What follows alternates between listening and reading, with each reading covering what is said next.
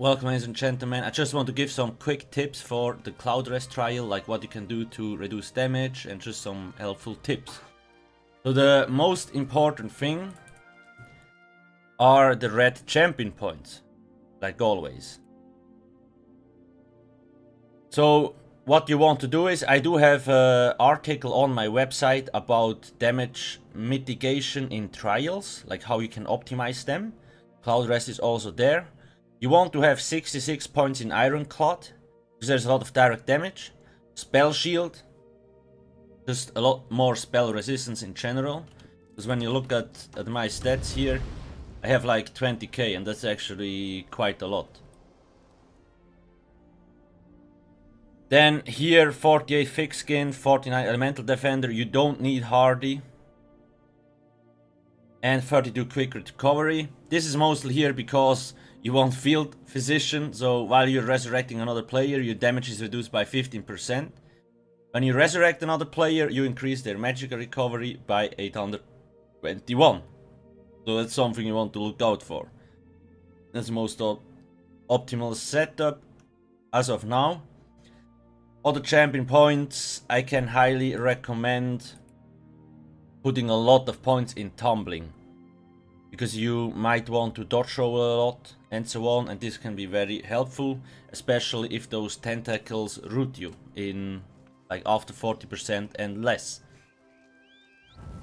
The next thing, if you're on PC, go get Raid Notifier. It alerts you of a lot of things.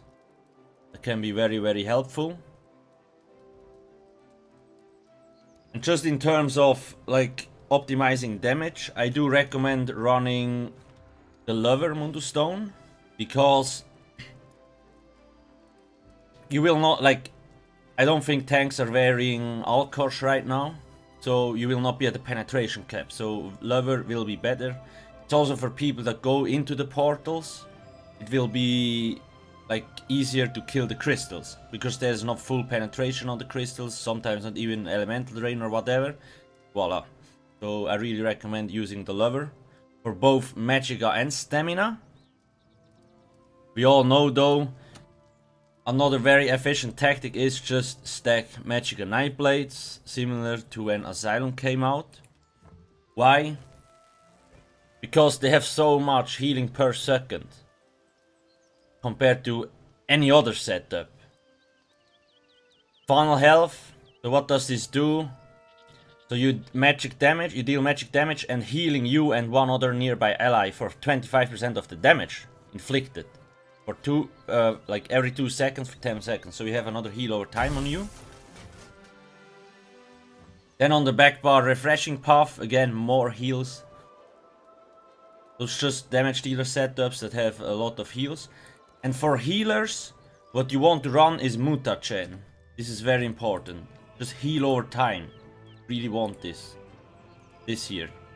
And it can also help when somebody drops low. It gives you a small burst heal. Tanks at the moment should look for selfish setups, maybe get more health, maybe Ebb and Plague.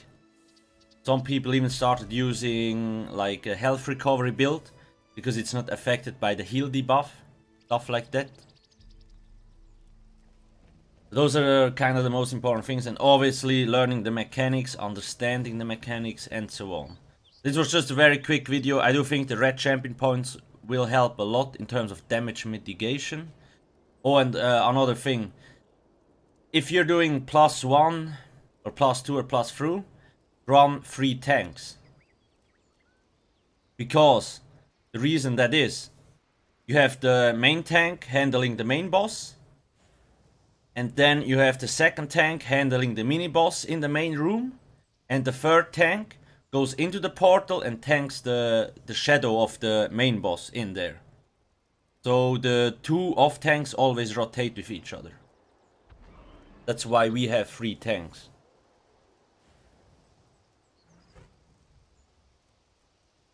That's more or less it for now. Again, I will do a more detailed video soon. Just need to get a few things sorted and so on. And then, yeah. I do hope I will at least get the video guide ready as soon as possible, but Just give it a try, do +0.